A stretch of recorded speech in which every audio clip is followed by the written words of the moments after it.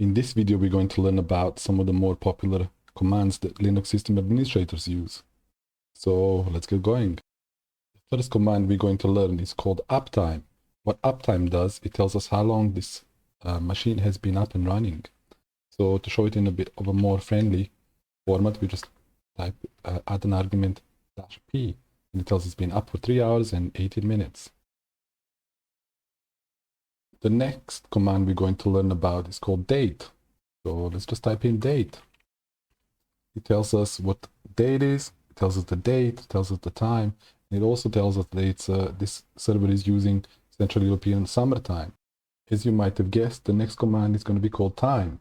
But time doesn't actually show us what time it is on the server. What it does instead, it tells us how long it takes for a command to run. So we're just going to type in time, LSALT, and let's have a look. It tells us real 0 minutes, 0.00 seconds, user 0.000 seconds, if 0 minutes, 0.005 seconds. Now the real, it tells us time taken for a command to complete. The user tells us amount of CPU time spent in user mode, and sys tells us amount of CPU time spent in kernel mode. The next command we're going to learn is called shutdown. So let's just type in shutdown. We can see that shutdown has been scheduled from 1 minute from current time. So at the moment it's 17:29. In 17:30 the shutdown will happen. So we want to cancel the shutdown because we don't really need to shut down the system. If for some reason we wanted to shut down the system straight away, type in shutdown argument h 0, and the system will shut down straight away. If, for example, we want to shut down the system in 1 hour, what we do, we type in shutdown 60. Now 60 stands for 60 minutes, so telling us when the shutdown will happen. If we wanted to shut down the system at a specific time, so this is what we're going to do. Shut down, and we're going to type in 19:30. So the system will shut down at a specified time. For now, let's just cancel it. We can also use the shutdown command to reboot the system, and we do that by changing to a -r. And as you can see, the reboot has been scheduled.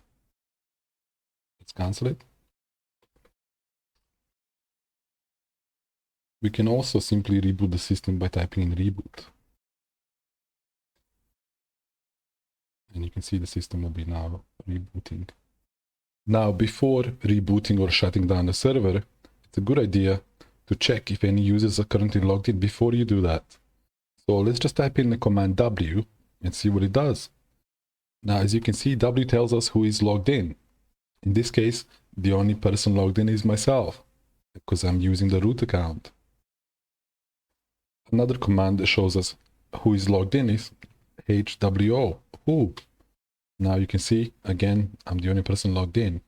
If you wanted a bit more details about who is logged in and what they're doing, you type in who-a.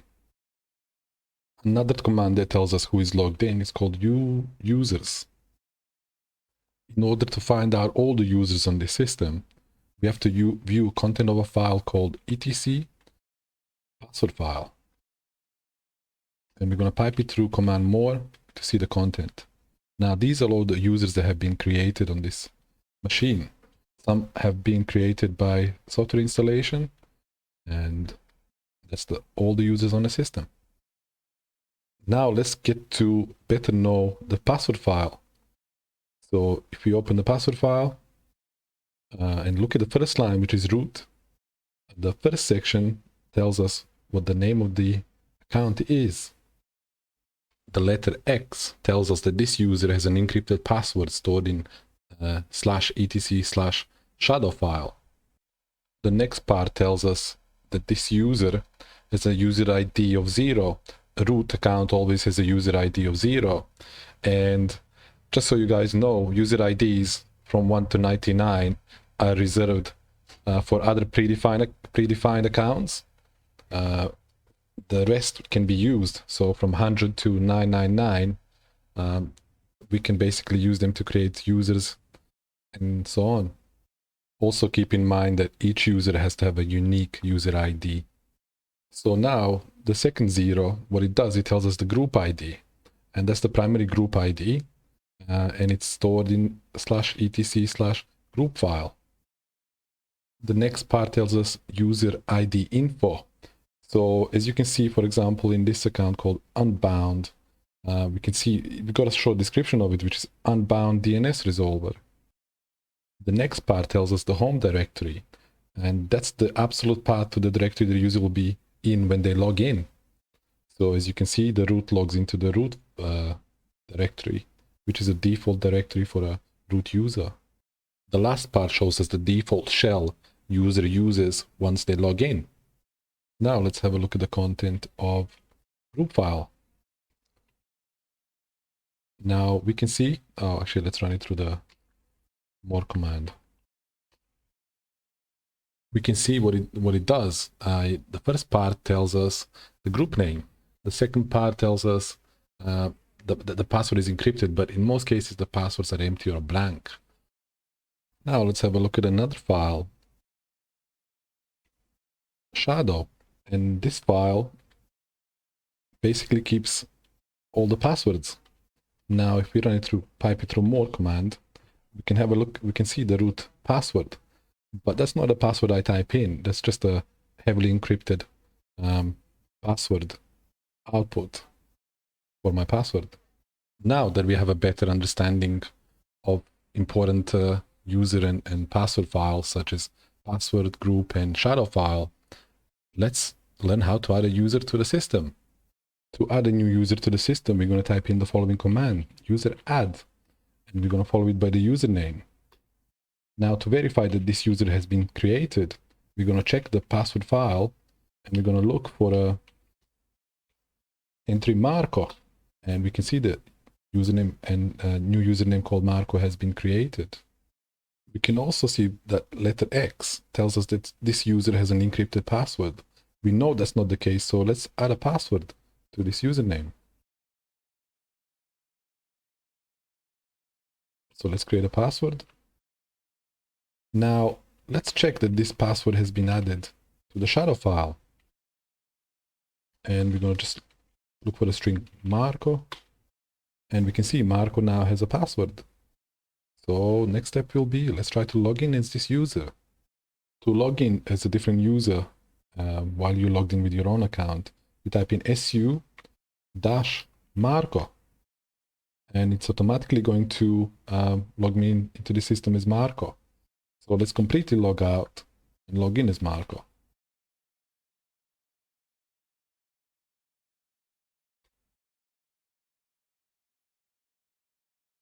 Now I'm logged in as Marco. Now let's switch back to our root account. And now we're going to learn how to add a group. To add a group, we use a group add command, and we're going to call this group developers. Now the group developers has now been created, and we can verify that by doing cat etc group. And let's run it through the more command. Actually, no, let's grep for a group called developers. And we can see it has been created. Now let's add user Marco to this group, and we do so by modifying the user.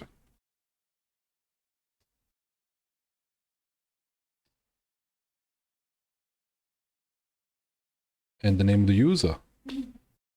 Now let's switch to user Marco. Now that we switch to user Marco, type in groups.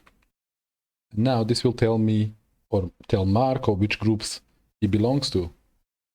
Now let's get to know the user mod command a little bit better. So the parameters user mod -a allow us to retain the existing groups the user is, and the parameter -G allows us to add new groups. So that's pretty much how it works. If we wanted to add user Marco to multiple groups in one go, what we would do, we would type out the group names and separate them by comma. So we're going to end the tutorial right here and catch us in the next video to learn more.